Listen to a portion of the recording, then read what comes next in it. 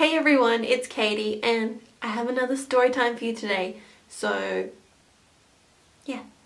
Okay, so this story is, if you see my last story time, this is way before then. This is back when I was like 15 or 16 years old. At the time I had a best friend and her and I were really close. So let's just call her like Alice or something.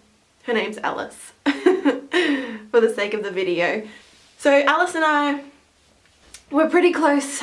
We hung out lots, blah blah blah, whatever. She was about 16 I think, and she had started dating a guy that was a bit older, and he didn't go to our school or anything.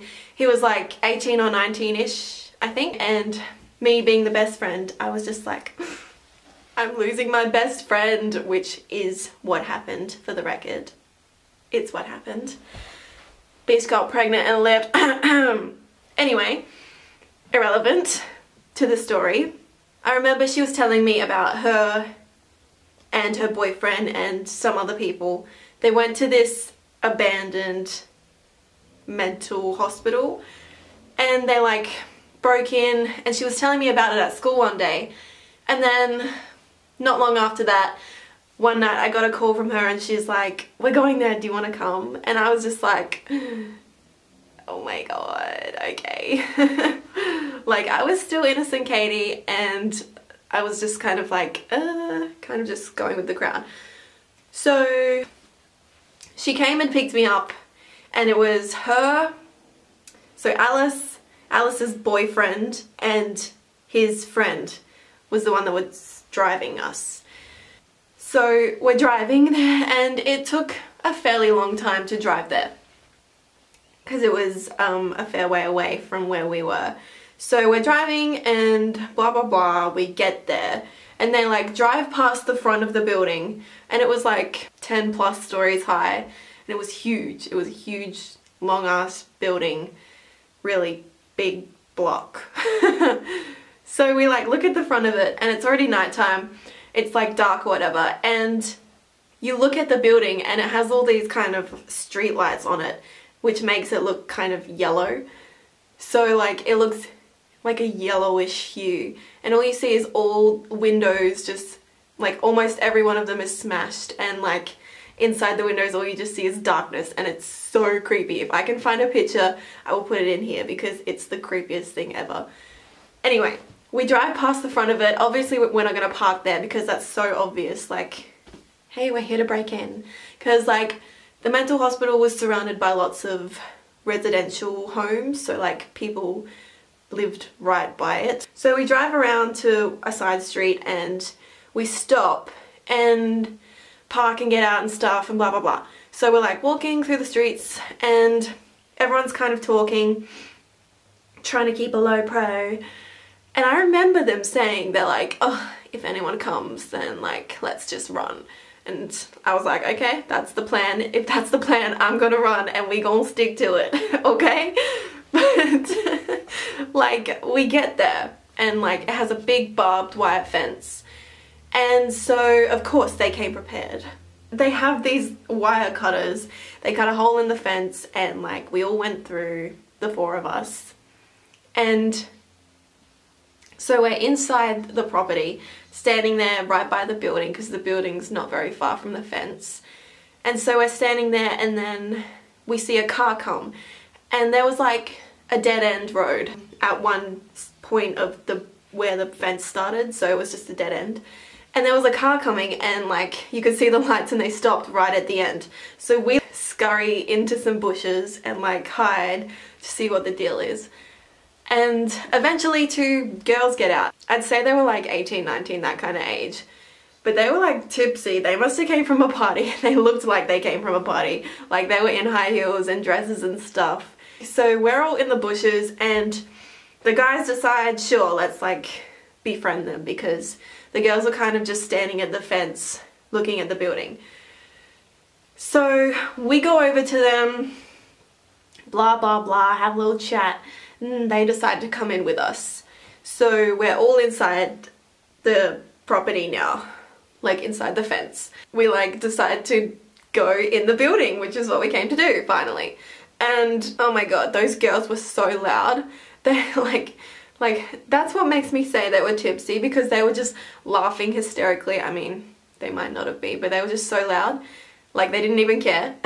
But yeah, they were just really loud and like cramping the whole like discovery vibe. Like, come on, be real please.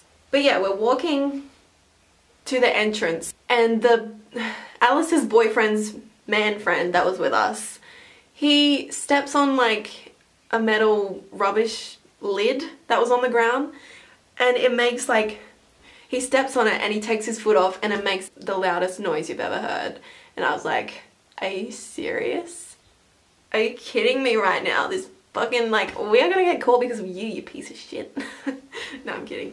But anyway, we like go down this, it was like a loading dock ramp, but it took you to the level just underground. And that was the only way that we could see to get in, like, from where we were. We were like at the back. We went in, we went down the ramp, and we all like walk in to the building because it was like a big open door at the bottom of the ramp. And like as soon as you walk in, there's just all this random furniture fucking flipped and like dirty as and shit, and it's like really gross. I was expecting it to be empty, but there was so much like old beds and stuff in there, like lots of weird furniture and creepy stuff. But yeah, we literally get like 2 steps inside the fucking building, and then behind us, the way we came in, some dude's coming behind us with a torch, and he's like, "Oh, come out of there." So like everyone turns around and they're like, "Oh shit, it's a fucking security guard." And I was like, "Yep, I told you so, didn't I?" And so like they all walk out. But because I was like one of the first ones that went in, I was kind of like, I heard him come to walking to the door and like yelling or whatever. So I like stepped back into like a doorway of a room so he couldn't see me. And so everyone walked out and I was like, do I stay here? Like, could I could actually stay here? He doesn't know I'm here. But then smart Katie was, you know, smart. And she walked out because it was the right thing to do. So I didn't leave it too late. He wasn't like, "You trying to hide?" Like, no. So yeah, we go back up the ramp, go stand where we were standing for ages anyway. And this security guard was a douchebag, like grade A douchebag. He wasn't he wasn't that old. He wasn't like a big fat one. He was just an asshole to us. He was like, "Oh, hobos sleep in there. They're waiting for kids like you to come so they can stab you. They're doing drugs in there. They're gonna give you drugs," and all this shit. And I was proper freaking out at this point. We're all standing there, and the security guard, he goes to call police, so police can come and deal with us or whatever. No, but like at this point I was freaking out so bad. I was like, the police are gonna come, I'm gonna go to jail, and my parents are gonna kill me. That's the worst part. I was more worried about what my parents were gonna do than like actually dealing with the police. But I remember the 2 guys that were with us, Alice's boyfriend and the man friend, they were sucking up that security guard's ass so much. Oh my god. They were like, so like what's the weirdest thing you've seen? Like, how's the job? All this bullshit. And you know what the security guard said to that? He was like, the weirdest thing I found is like, he was feeding into it. He was like, the weirdest thing I've found is like, two people having sex in there, like it's fucked up and all this shit. I'm just here like, are you kidding me right now? I'm having a mental breakdown. I mean, we were there for ages. Surely police have better things to do than deal with a couple teens. But yeah, finally they come and they park in that dead end spot where those girls were. And the funny thing is with those 2 girls, one of the girls didn't come in, the one that was driving. And so she wasn't still parked there, she was moved a bit. And the security guard had mentioned to us, he was like, "Oh, one of your friends was trying to warn you by flashing their lights and all this stuff." And we were like, that's not our brand. But I mean, how are we supposed to see that anyway? So, moving on. Anyway, so yeah, the police came, they park in that dead end, and we go out that hole that we came in. And the security guard is leading the way, so everyone like follows. and as he was walking, he was kind of walking ahead, and we could have like ran back the other way, and I was kind of standing there like lagging back a bit, and I was like, is this where we run? Because I'm ready to run. And I think I could have done it. I think I could have done it. That was really crazy for me, because at that age and at that point in my life, I was so innocent and I would never do anything like that. And I don't even know why it crossed my mind. I was like, is this time to run? Because I'll run. I don't know. That's how bad I didn't want to deal with everything. But I didn't. We all just go over to the cops, and we, like, straight out, we make it clear that we don't know those two drunk chicks.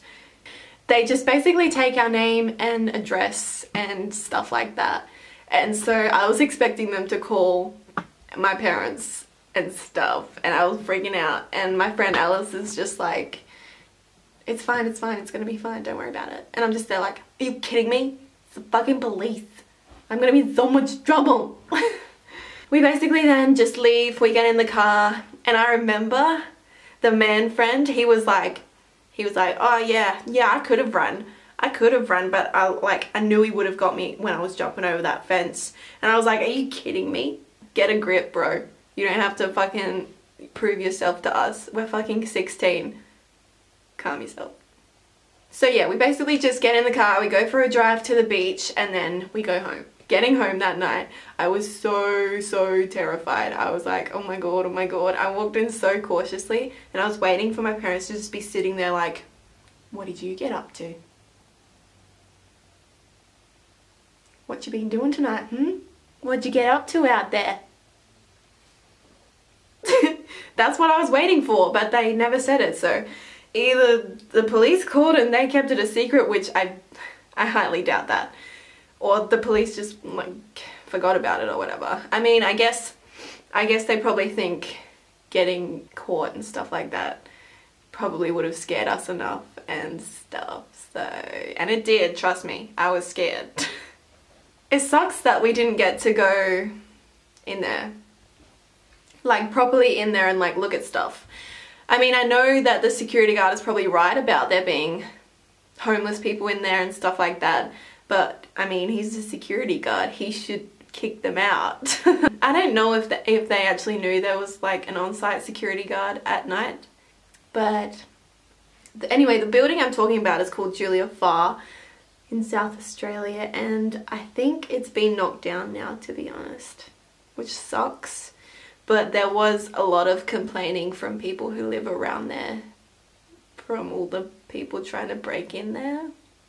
But what do they expect? I mean, you leave a mental hospital abandoned, of course people are gonna want to go in there. But yeah, that's my little story for today. I hope you enjoyed it. And you can watch my other story time where I also got caught breaking into a building. Different kind of situation. I'll link that below. So like, subscribe, la la la la la, and I'll see you when I see you. By the way, I have a new camera coming and it's going to be really cool, and I'm going to use it for vlogs, and it's going to be so much fun. Okay, bye.